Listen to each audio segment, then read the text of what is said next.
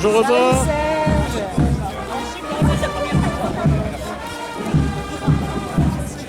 Bonjour. Bonjour.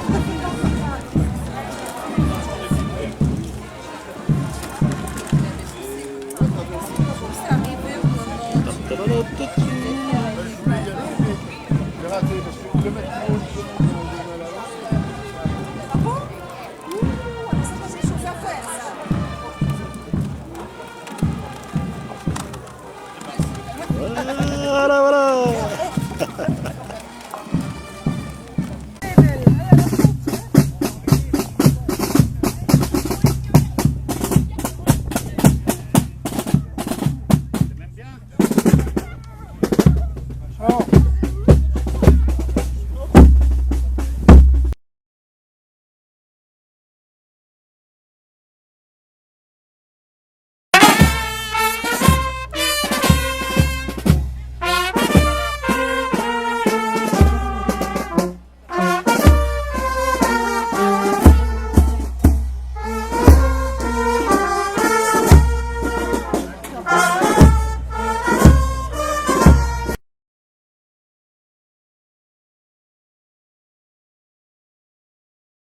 Bienvenue chez nous, bienvenue chez toi, bienvenue dans cette terre de France qui nous est commune et si chère. Nous sommes le 2 août 2014, nous sommes le 2 août 1914. Il y a 100 ans, démarrait ce nouveau conflit entre Allemagne et France. Nous ne savions pas à cet instant que ce conflit serait aussi long et aussi sanglant. Mais pour nous, habitants d'Agincourt et d'Arrée, cette nouvelle guerre, en ce jour de mobilisation générale, qu'allait-elle nous apporter? Cette frontière qui nous a si longtemps séparés, allait-elle rester? L'occupant allait-il être repoussé loin d'ici? Allait-il au contraire continuer sa sinistre conquête? Merci mon frère. Qu'il est bon de savoir, qu'il est bon de sentir l'espoir en ce début de conflit, de retrouver notre mère patrie, notre France, notre République, notre culture, notre vie. Pendant presque 50 ans, mon village, ses hommes et ses femmes auront vécu sur le joug de l'occupant, nous séparant de nos familles, de nos amis restés de l'autre côté de la frontière. L'occupant aura débaptisé notre village, lui donnant le nom d'Annalshofen, débaptisé le nom de nos commerces, de notre auberge. Il aura fait de nos enfants des fils d'un autre pays, avec une autre langue, d'autres lois. Il aura enlevé les jeunes hommes pour les vêtir d'un uniforme guerrier et les conduire vers un destin terrible contre leurs frères de sang. Je pense à cette famille qui a vu ses enfants enrôlés dans les deux armées ennemies. Nous avons résisté avec l'énergie de ceux qui gardent l'espoir de retrouver leur pays. Agincourt a refusé que l'occupant lui construise une église, prêtre de France.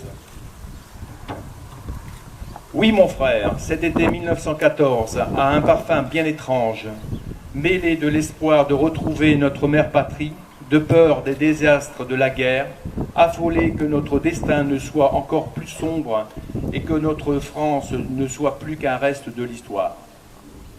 Mon frère, je pense aux habitants d'Agincourt, qui de 1871 à ce jour ont vécu si près, si loin de nous. Mon frère, la vie ne fut pas simple.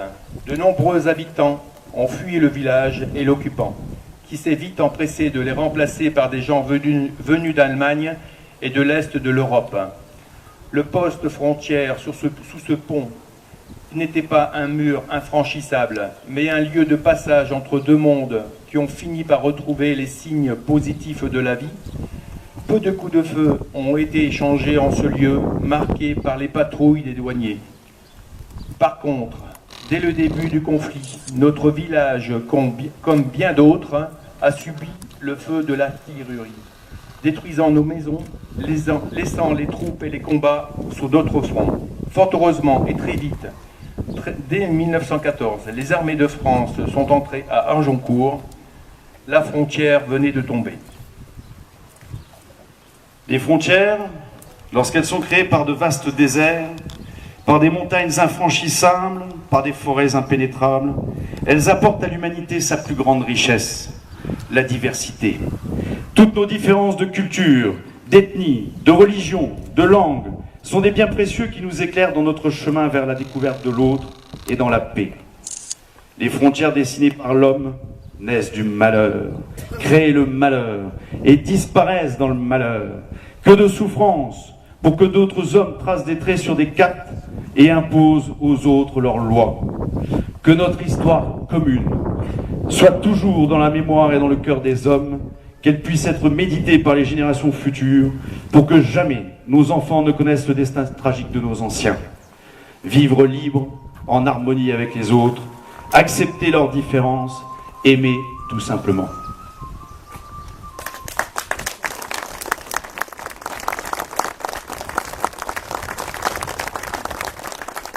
J'appelle Christian Denis.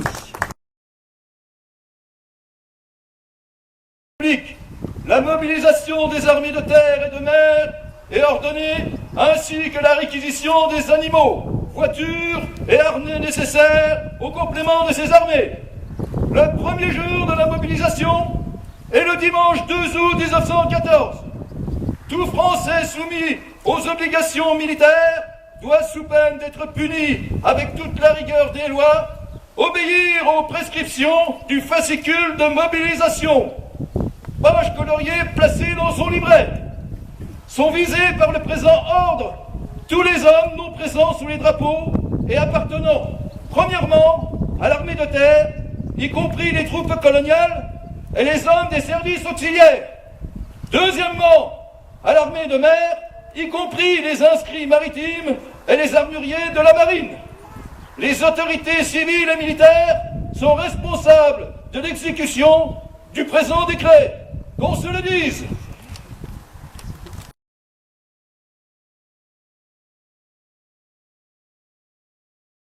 Symbole en ce 2 août 2014 de la Moselle et de la Meurthe-et-Moselle réunis pour commémorer leur histoire, eh bien ils servent, ils se prolongent et surtout ils y trouvent de l'écho par-delà les frontières de notre pays, de notre continent, et que ce message de paix soit entendu. Il y a 2 jours, nous étions d'ailleurs avec Jean-François et de nombreux autres élus à Nancy, à Tomblaine. Nous commémorions le 100e anniversaire de l'assassinat de Jean Jaurès, qui a été assassiné parce qu'il défendait la paix et parce qu'il la défendait avec tant de conviction que les ennemis de la paix ont pris peur. Et il a été... Faire parler les livres, pour faire parler l'histoire, pour faire parler les historiens. Merci.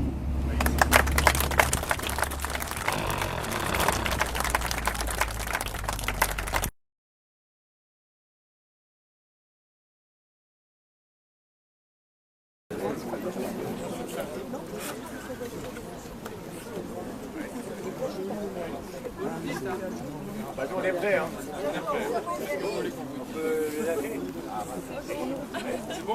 C'est bon.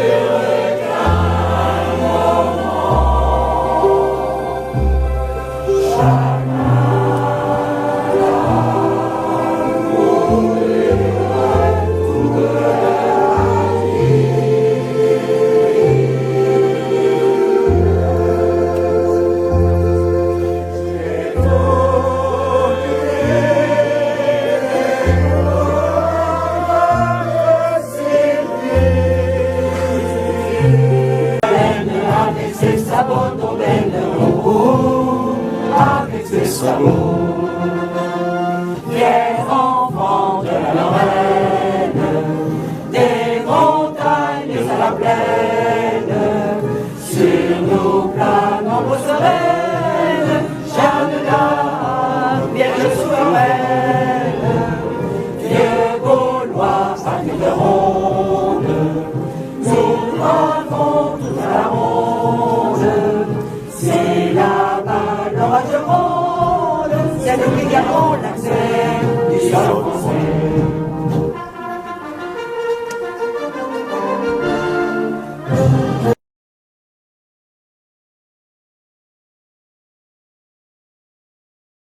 Où on y va avec la fleur au fusil, on est en 1916 d'abord, avec Verdun, qui est un échec, c'est-à-dire les attaques se succèdent et on n'avance pas. Et la même chose se reproduit au chemin des Dames en 1917, avec là, autant que je me souvienne, plus de 20 000 morts en 3 jours, du côté français uniquement. La chanson de Craonne, elle vient du dégoût des soldats face à toutes ces offensives à outrance, qui font énormément de morts et qui ne permettent pas d'avancer, qui vont conduire à des mutineries. Mutineries qui ne sont pas des refus de défendre, mais uniquement des refus d'attaquer.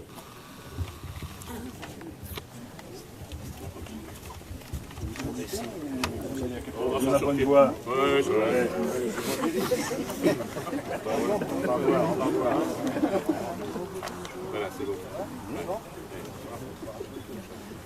Au bout du jour, pour terminer, on va reprendre les tranchées.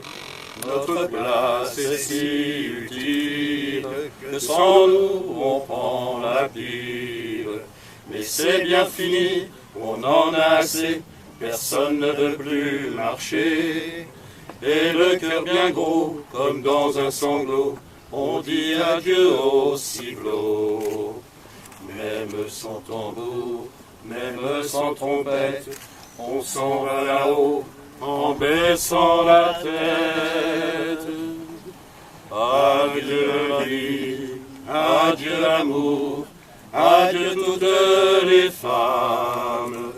C'est bien fini, c'est pour toujours de cette guerre infâme.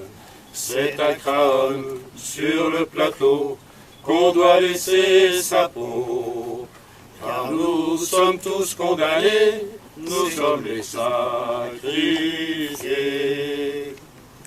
8 jours de tranchées, 8 jours de souffrance, pourtant on a l'espérance que ce soir viendra la relève, que nous attendons sans trêve. Soudain dans la nuit et dans le silence, on voit quelqu'un qui s'avance, c'est un officier de chasseur à pied qui vient pour nous remplacer. Doucement dans l'ombre, sous la pluie qui tombe, les petits chasseurs vont chercher leur tombe.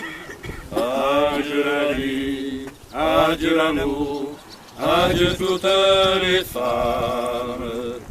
C'est bien fini, c'est pour toujours de cette guerre infâme. C'est à Verdun, au fort de Vaux, qu'on a risqué sa peau. Car nous sommes tous condamnés, nous sommes les sacrifiés.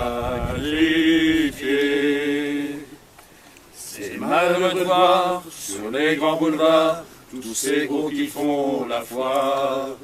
Si pour eux la vie est rose, pour nous c'est pas la même chose. Au lieu de se cacher, tous ces embusqués ferait mieux de monter aux tranchées pour défendre leurs biens, car nous n'avons rien, nous autres les pauvres puritains. Tous les camarades sont enterrés là pour défendre les biens de ces messieurs-là. Ceux qu'on le pognon, ceux-là viendront, car c'est pour eux qu'on crève. Mais c'est fini, car les troufions vont tous se mettre en grève.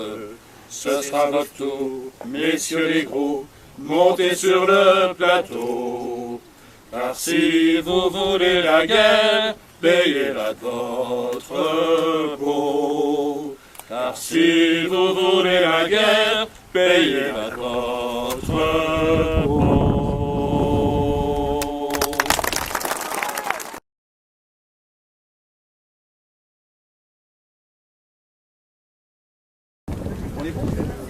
C'est vous qui donnez les tops, hein, vous êtes chez vous.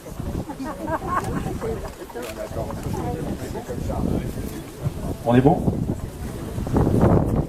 Messieurs les douaniers, merci de bien vouloir lever cette frontière qui nous a séparés depuis si longtemps.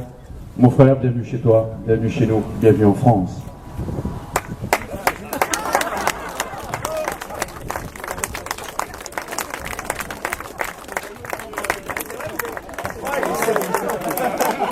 C'est des lunettes, certainement. Voilà.